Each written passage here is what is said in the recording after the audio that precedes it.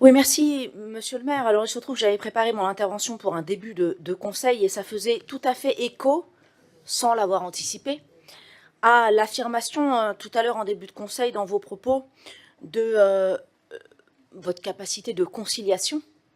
Je reprends votre mot. Eh bien, en l'occurrence, il y a ici 3 actes et une information que je veux partager avec vous qui feront toute la lumière sur votre capacité à concilier. D'abord, dans ce rendu acte, dans le numéro 1577 de l'arrêté du 28 août 2024, on apprend qu'il y a encore un conflit avec les Grenoblois et une union de quartier qui ont déposé un recours contre l'arrêté de piétonisation estivale, donc, qui courait donc l'interdiction des voitures rue Lazare Carnot pour partie, qui courait du 9 juillet au 15 septembre. Ils ont donc déposé un recours. Voilà, encore un conflit ouvert avec les Grenoblois et une union de quartier. On voit votre capacité donc de concilier. Deuxième arrêté sur lequel je voulais mettre toute la lumière, c'est le 1549 du 28 août aussi. Alors là, ben voilà, encore un agent, on ne connaît évidemment pas les détails, mais un agent qui vous attaque au prud'homme parce qu'il a eu une succession de CDD et qu'il estime qu'en fait, sa succession de CDD devrait être transformée en CDI. Donc là aussi, capacité à concilier. Hein. Et de surcroît, pourquoi je mets le doigt sur cet arrêté? Parce que c'est justement tout le sens de ce que j'avais porté en tant que député rapporteur de la loi transformation de la fonction publique pour déprécariser les agents publics.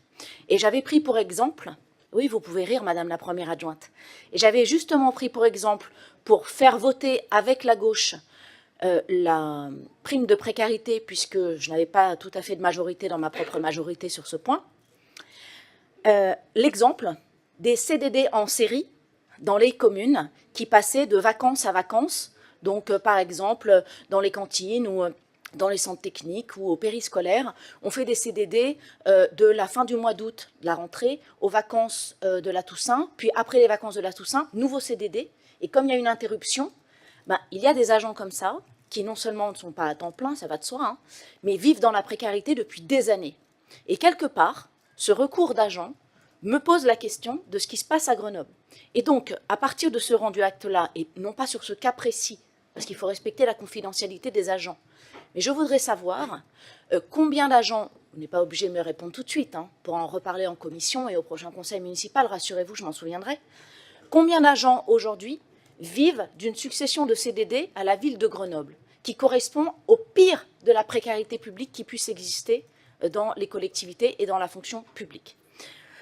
Troisième arrêté dans ce rendu acte, qui est le 1768 du 3 octobre 24, où l'on découvre, alors qu'évidemment il y avait eu beaucoup de débats en conseil municipal, que vos oppositions vous ont prévenu, que les commerçants étaient vent debout et étaient même présents au conseil municipal, c'est donc l'association Victor Hugo 2001 qui attaque la ville concernant le marché de Noël 2024 pour l'exclusion des 4 commerçants historiques du marché de Noël. Là aussi, quelle belle démonstration de conciliation, monsieur le maire, puisqu'il y a là encore un recours. Et enfin, au-delà de ces 3 actes, je voulais partager avec vous tous une information qui m'est enfin parvenue, et pour cela, il a fallu que nous saisissions la CADA pour avoir cette information, qui, je pense, est capitale, et nous irons chercher, nous continuerons à creuser pour avoir des détails, sur les frais d'avocat annuels portés par la ville de Grenoble. Eh bien, sachez qu'en 2014, quand vous êtes arrivé, il y avait 100 000 € par an de frais d'avocat. En 2023, il y en a 250 000. 250 000 € de frais d'avocat pour la seule année 2023. Vous avez donc fait x2,5 les frais d'avocat, ce qui, là encore, eh bien, finalement, démontre toute votre capacité de conciliation, monsieur le maire. Oui, merci. Enfin, moi, je veux bien. Monsieur Confesson, on voit là aussi toute votre capacité de conciliation, puisque vous avez beaucoup parlé avec le président de l'Union de quartier Championnet, et pourtant, il vous dépose un recours. Interrogez-vous sur votre capacité à concilier et à dialoguer. Deuxième élément, vous dites qu'aucun commerçant n'a été exclu. Mais en fait, nous, on n'en sait rien, on n'est pas dans la commission. Tout ce que l'on voit, c'est dans le rendu acte, 4 commerçants déposent un recours contre votre décision de commission, peu importe en réalité. Mais ne soyez pas dans le déni, ne dites pas « on n'a rejeté personne ». Eux, ils estiment avoir été rejetés, ils ont déposé un recours. Constatez qu'il y a un recours. Enfin, arrêtez comme... Vous vous mentez à vous-même, monsieur Confesson, en réalité.